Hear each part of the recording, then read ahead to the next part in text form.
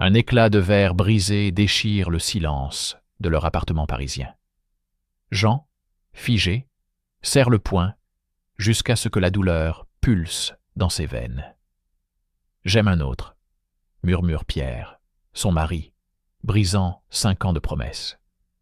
Les mots tranchent, plus coupants que le verre sous leurs pieds. Jean attrape sa valise, ignorant les supplications de Pierre. Chez ses parents, une phrase le foudroie : « Ton choix n'a jamais été le bon. » Pourra-t-il se relever? Jean, 32 ans, écrivain en quête de reconnaissance, sent le sol se dérober sous lui. Il fixe Pierre, chef cuisinier à l'énergie débordante, dont le regard fuit vers le sol. « Depuis quand ?» demande Jean, la voix tremblante. Mais Pierre reste muet, incapable d'affronter la vérité. La confession s'échappe comme un souffle. 3 mois, c'est Mathias, un collègue.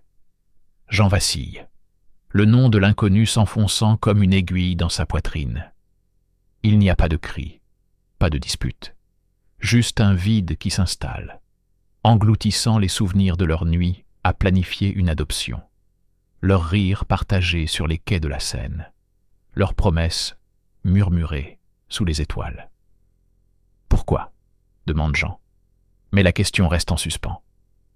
Pierre secoue la tête, les mains crispées. « Je ne pouvais plus être moi ici. J'avais peur. Du regard des autres. De tout. » Jean sent une colère sourde monter, mêlée de honte. Peur? Lui aussi avait affronté les jugements, les murmures dans les dîners de famille, les regards en coin dans les rues de Paris. Mais il avait choisi Pierre, malgré tout. Et maintenant, cette trahison. Sans un mot de plus, Jean attrape sa valise. Les gestes sont mécaniques. Jeter des livres, des vêtements, tout ce qui peut tenir dans un sac. Pierre tente de le retenir, sa voix brisée. « Jean, attends, on peut parler. » Mais Jean claque la porte, le bruit résonnant comme un point final. Il marche dans la nuit parisienne, le froid mordant ses joues, chaque pas alourdissant le poids de la rupture. Il arrive chez ses parents, dans une banlieue pavillonnaire, où les silences sont aussi lourds que les traditions. Sa mère, Claire, ouvre la porte, surprise. « Jean, qu'est-ce qui se passe ?» Il hésite, puis lâche. « Pierre m'a quitté. » Son père, André, assis dans le salon, lève à peine les yeux de son journal. « Ton choix n'a jamais été le bon, Jean. Tu savais que ça finirait comme ça. » Les mots de son père, tranchants, ravivent une vieille blessure. Depuis que Jean leur avait annoncé son homosexualité à 20 ans, il n'avait jamais accepté. « Tu pourrais être normal si tu voulais », avait dit André à l'époque. Ce soir, ces mots reviennent comme un écho cruel. Claire pose une main sur son bras, mais son regard est fuyant. « Reste ici cette nuit. On en parlera demain. » Jean acquiesce, épuisé. Dans la chambre d'amis, il s'effondre sur le lit, les souvenirs de Pierre l'assaillant.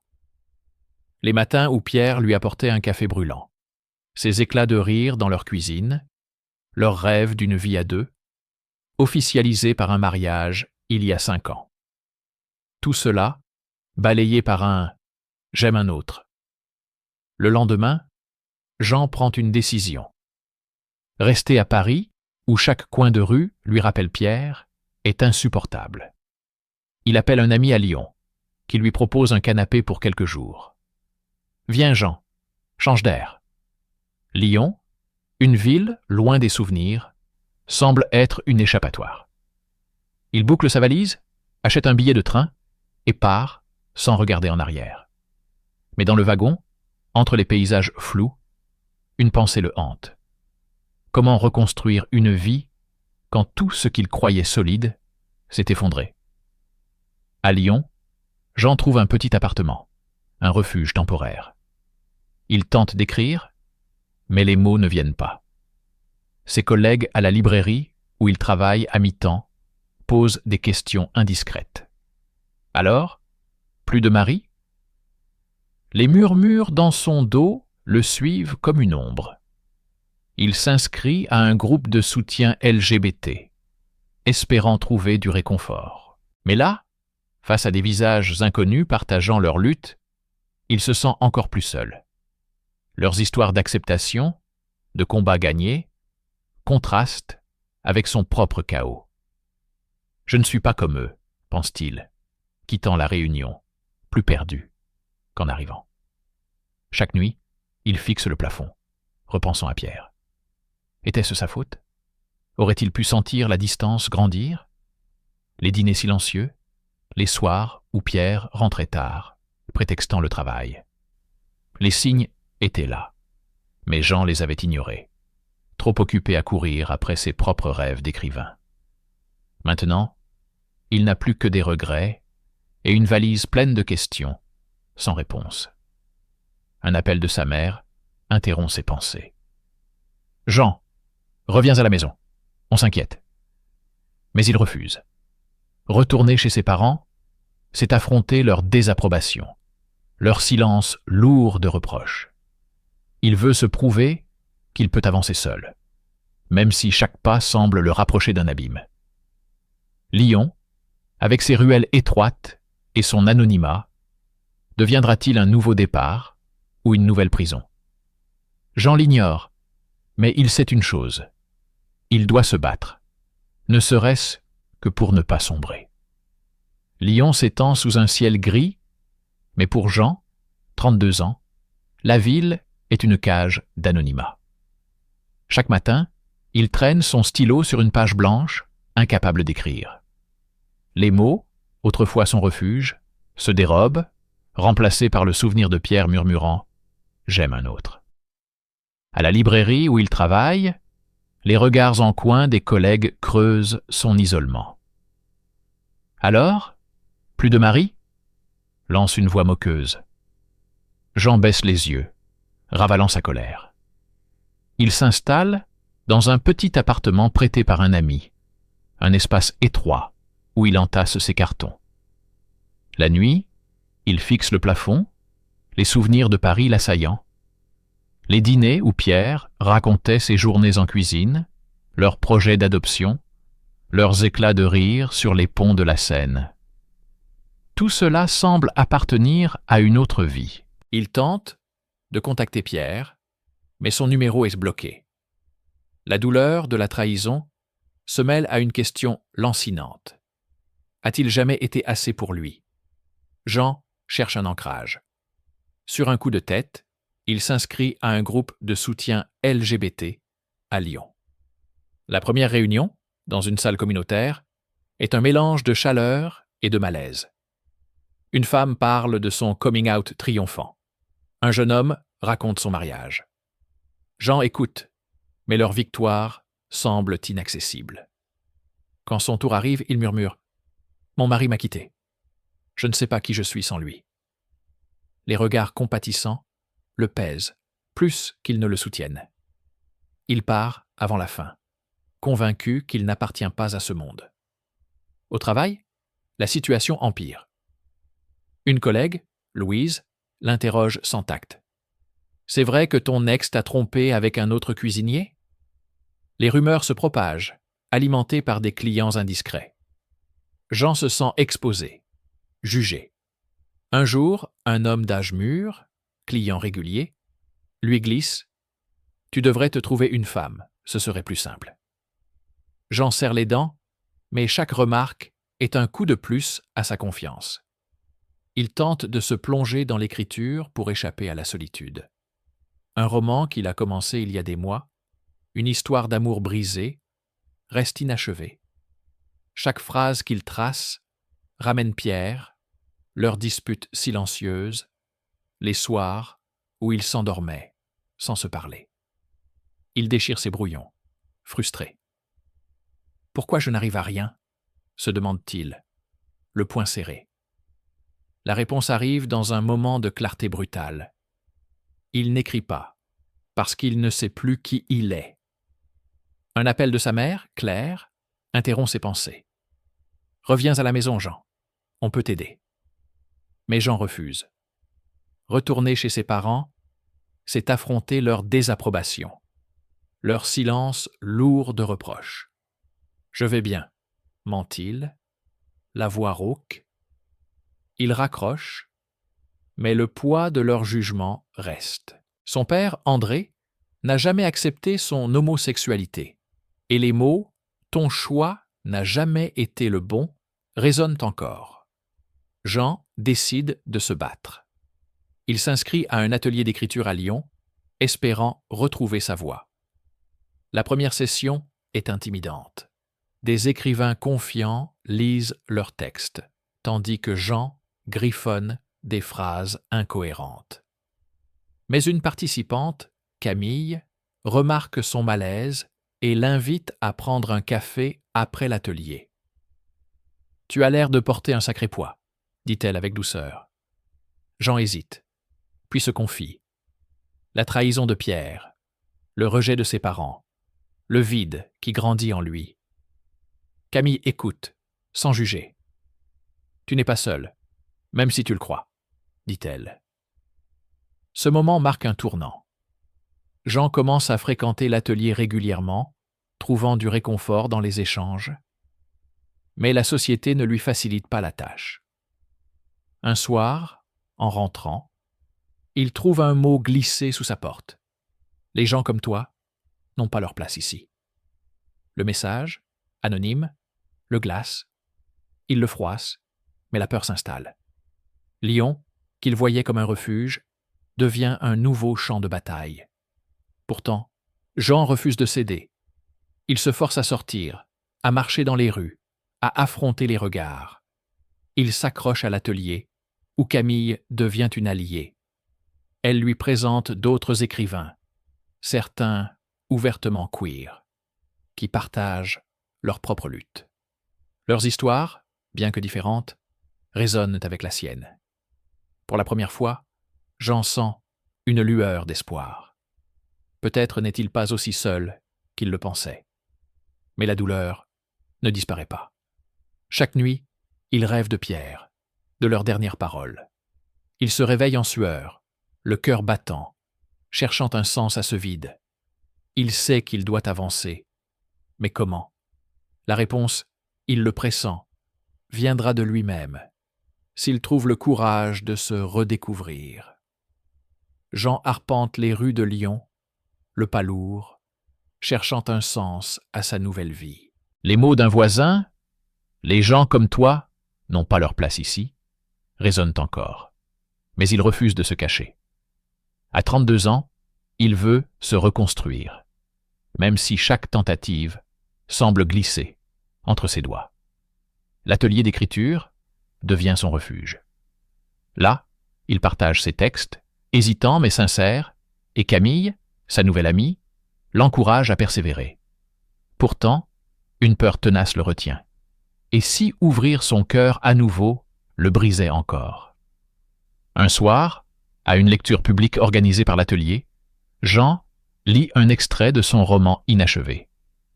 Les applaudissements timides des spectateurs le surprennent.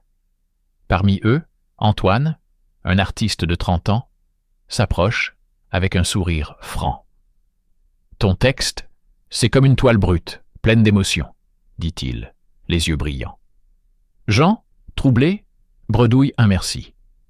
Antoine propose un café et Jean accepte, poussé par une curiosité qu'il ne s'explique pas. Leurs rencontres se multiplient. Antoine, avec son énergie débordante, entraîne Jean dans des galeries d'art, des marchés animés, des soirées où la musique pulse. Pour la première fois depuis la trahison de Pierre, Jean rit sans effort. Antoine parle de ses peintures, de ses rêves de voyager, et écoute Jean sans juger. Mais chaque moment de complicité ravive la méfiance de Jean. Et si Antoine disparaissait, comme Pierre? Il se surprend à garder ses distances, à taire ses pensées les plus intimes. Leur lien naissant est vite mis à l'épreuve. Un après-midi, alors qu'ils se promènent, main dans la main près du Rhône, un passant crache à leurs pieds. « Dégoûtant », marmonne-t-il. Jean lâche la main d'Antoine, le cœur battant, et s'éloigne. Antoine le rattrape. « Pourquoi tu te caches? Ce n'est pas toi, ça. » Jean explose. « Tu ne comprends pas. J'ai déjà tout perdu une fois. » Antoine reste calme, mais ferme. « Je ne suis pas Pierre. Mais si tu ne me fais pas confiance, on n'ira nulle part. » Cette dispute marque Jean. Il réalise qu'il laisse la peur dicter ses choix. Il s'excuse et Antoine, sans rancune, l'invite à une exposition de ses peintures. Là, Jean découvre des toiles vibrantes, pleines de couleurs et de vie. Antoine lui confie « Chaque toile, c'est une bataille que j'ai gagnée contre le doute. » Ces mots touchent Jean. Il commence à écrire à nouveau, inspiré par la résilience d'Antoine. Une nouvelle histoire émerge, celle d'un homme qui apprend à se relever. Mais le monde extérieur ne relâche pas sa pression.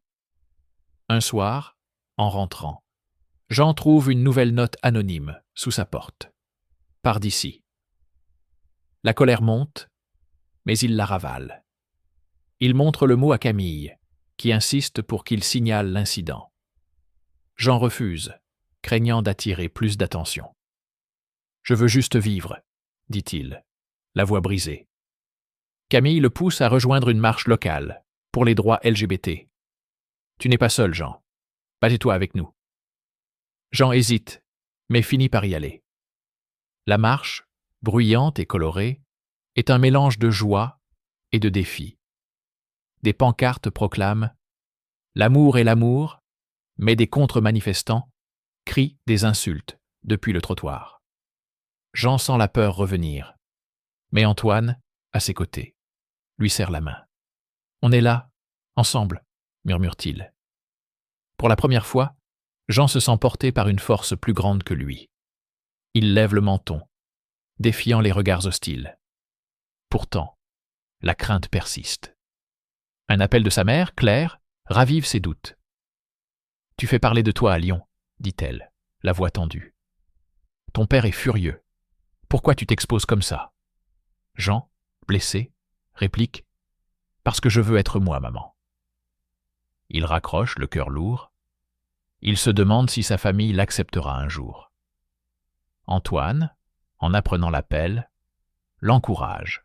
« Donne-leur du temps, mais ne t'arrête pas pour eux. » Jean s'accroche à cet espoir fragile. Il écrit avec plus d'audace, ses mots devenant un exutoire. Avec Antoine, il explore une relation prudente, mais sincère. Chaque pas est un combat contre ses propres peurs et le jugement des autres. Lyon, autrefois une cage, commence à ressembler à un champ de possibilités. Mais Jean sait que le chemin sera long, et une question le hante. Peut-il vraiment aimer à nouveau sans se perdre? Jean, 32 ans, foule le sol vibrant de Paris pour un festival littéraire où il présente son nouveau manuscrit. Lyon lui a offert un semblant de répit, mais ce retour dans la capitale ravive des souvenirs douloureux.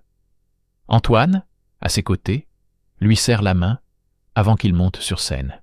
« Tu vas briller », murmure-t-il. Jean hoche la tête, le cœur battant, et lit son texte, une histoire d'amour brisée et de reconstruction. Les applaudissements le réchauffent, mais une silhouette dans la foule le fige. Pierre. Pierre, son ex-mari, est là, accompagné d'un homme, Mathias, celui pour qui il l'a trahi. Le temps s'arrête.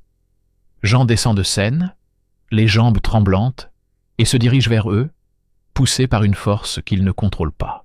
« Qu'est-ce que tu fais ici ?» lance-t-il, la voix rauque. Pierre, pris au dépourvu, balbutie. « Je voulais voir ton succès. » Mathias, mal à l'aise, tente un sourire. « Il parle souvent de toi, Jean. » La colère explose. « Tu parles de moi ? Après m'avoir jeté comme si je n'étais rien ?» Les mots de Jean attirent les regards des festivaliers. Pierre baisse les yeux. « J'ai eu tort, Jean. J'avais peur. Du regard des autres. De qui j'étais. Mathias m'a aidé à m'accepter. Jean ricane, amer. Et moi, j'étais quoi? Un obstacle? La foule murmure, et Jean sent l'humiliation monter, comme si chaque regard le jugeait pour son passé. Antoine intervient, posant une main sur son épaule. « Jean, viens, ça ne vaut pas la peine. » Mais Jean se dégage. « Non, il doit t'entendre. 5 ans, Pierre. On parlait d'adoption, d'avenir, et tu m'as brisé. » Pierre, les larmes aux yeux, murmure. « Je ne savais pas comment te le dire. J'étais perdu. » Mathias tente de calmer la situation. On ne veut pas de conflit. Mais Jean, aveuglé par la douleur, lâche. « Tu as volé ma vie. » Un organisateur s'approche, demandant de baisser le ton. Jean, humilié, recule. Les regards des spectateurs pèsent sur lui, ravivant la honte qu'il a fui à Lyon. Antoine le tire doucement à l'écart. « Tu n'as rien à prouver à personne, » dit-il, ferme. Jean, le souffle court, acquiesce, mais la douleur est vive. Voir Pierre heureux, aimé, rouvre une blessure qu'il croyait refermée. Dans le train pour Lyon, Jean reste silencieux. Antoine respecte son mutisme, mais finit par demander « Pourquoi tu t'es fait mal comme ça ?» Jean soupire. « Parce que je voulais qu'il ressente ma douleur. » Mais ça n'a rien changé. Antoine serre sa main. « Tu n'as pas besoin de lui pour être entier. » Ces mots, simples, perçant la carapace de Jean. Il réalise qu'il s'accrochait à une colère qui ne le libérait pas. De retour à Lyon, Jean reçoit un message de Pierre. « Je suis désolé. J'espère que tu trouveras la paix. » Il fixe l'écran, hésitant à répondre. Finalement, il efface le message. Pierre appartient au passé. Mais la rencontre a ébranlé sa fragile confiance. Les notes anonymes sous sa porte, les murmures des voisins, tout semble s'amplifier. Il se demande s'il aura la force de continuer à se battre dans un monde qui le rejette. Camille, son amie de l'atelier, le pousse à retourner à la marche LGBT. « Tu as affronté Pierre. Tu peux affronter n'importe quoi, » dit-elle. Jean hésite, mais Antoine insiste. On le fait ensemble. La marche, bruyante et vibrante, est un défi. Des pancartes proclament la liberté, mais des passants crient des insultes. Jean sent la peur revenir, mais Antoine reste à ses côtés, inébranlable. Pour la première fois, Jean ne baisse pas les yeux face au regard hostile. Un appel de sa mère, Claire, interrompt son élan. « J'ai entendu parler de ton scandale à Paris, » dit-elle, la voix crispée. « Pourquoi t'exposer ainsi ?» Jean, las, répond « Parce que je refuse de me cacher, maman. » Il raccroche, mais la blessure familiale persiste. Antoine, en apprenant l'appel, le prend dans ses bras. « Tu es plus fort que tu ne le crois, » murmure-t-il. Jean s'accroche à cette force naissante. Il reprend l'écriture, transformant sa douleur en mots. Son manuscrit avance, chaque page, un pas vers la guérison. Avec Antoine, il construit une relation fragile, mais réelle. Mais la question demeure. Pourra-t-il avancer sans que le passé le retienne? Jean, 32 ans, marche dans les rues de Lyon, le cœur encore lourd de sa confrontation avec Pierre à Paris. La rencontre a ravivé sa douleur, mais aussi une vérité. Il ne peut pas vivre dans l'ombre de son passé. Antoine, à ses côtés, l'encourage à regarder devant. « Tu n'as pas besoin de Pierre pour être toi, » dit-il, serrant sa main. Jean hoche la tête, mais une question persiste. Peut-il se reconstruire sans l'approbation de ceux qui l'aiment? Il reprend son manuscrit. Chaque mot, une bataille contre le doute. Les pages s'accumulent, racontant l'histoire d'un homme qui apprend à se relever. À l'atelier d'écriture, Camille lit un extrait et s'exclame « C'est toi, Jean, dans chaque ligne. » Ces mots le galvanisent. il envoie son texte à un éditeur, un acte de courage qu'il n'aurait pas osé 1 an plus tôt. Quand une réponse positive arrive, proposant une publication, Jean tremble d'excitation. Pour la première fois, il sent qu'il retrouve sa voix. Mais le monde extérieur reste hostile. Une nouvelle note anonyme glissée sous sa porte le menace. Quitte Lyon. Jean, au lieu de la froisser, la garde. C'est une preuve qu'on me remarque, dit-il à Antoine, un sourire amer aux lèvres. Antoine, furieux, insiste pour signaler l'incident. Mais Jean refuse. Je ne veux pas leur donner ce pouvoir. À la place, il retourne à la marche LGBT, plus déterminé. Les pancartes colorées et les cris de liberté noient les insultes des passants. Jean lève un poing, défiant le mépris, soutenu par Antoine et Camille. Un appel de sa mère, Claire, interrompt ce moment de force. « Jean, il faut qu'on parle, » dit-elle, la voix tremblante. Il accepte, bien que la peur d'un nouveau rejet le ronge.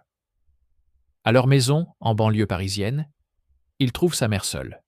« Ton père est au travail, » explique-t-elle. Elle s'assoit, les mains serrées. « J'ai vu des photos de toi à la marche. J'ai eu honte, pas de toi mais de moi. » Elle avoue avoir eu peur pour lui, peur du jugement des voisins, de l'Église.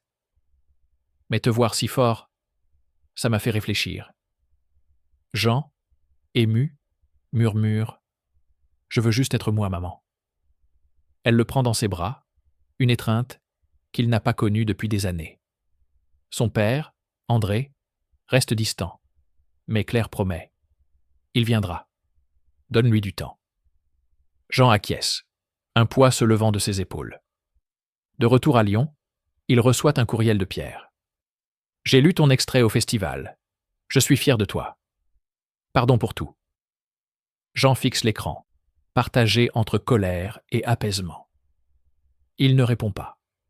Pierre a fait ses choix, et Jean doit faire les siens. Avec Antoine, la relation s'approfondit. Ils passent des soirées à parler, à rire, à planifier une exposition commune où les toiles d'Antoine accompagneront les mots de Jean. Mais Jean reste prudent, hanté par la trahison de Pierre. Un soir, après une dispute sur son silence, Antoine pose une question directe. « Tu me fais confiance ou pas ?» Jean hésite, puis avoue « J'ai peur de revivre la douleur. Mais je veux essayer, avec toi. » Antoine sourit, et ce sourire devient une encre. Jean prend une décision. Il appelle ses parents pour les inviter à Lyon, à l'exposition. À sa surprise, son père accepte. Le jour venu, André arrive, mal à l'aise, mais il écoute Jean lire un passage de son manuscrit.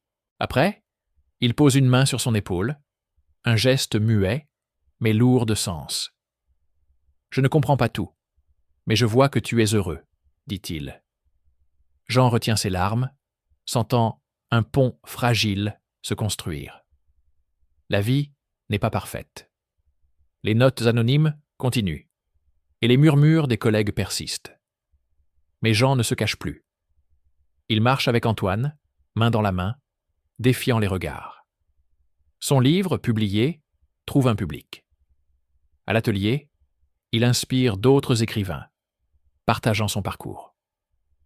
Avec Antoine, il rêve d'un avenir, pas sans peur, mais avec courage. Jean regarde Lyon sous un ciel clair. La ville, autrefois une cage, est devenue un espace de liberté. Il sait que les blessures ne disparaissent pas, mais elles ne le définissent plus. Il choisit de vivre, d'aimer, d'être lui-même, malgré tout. Si cette histoire vous a touché, abonnez-vous et activez la cloche. D'autres récits arrivent, des histoires qui vont vous émouvoir, vous inspirer et défier votre propre parcours. Chaque histoire compte et nous rapproche de celui que nous sommes appelés à devenir.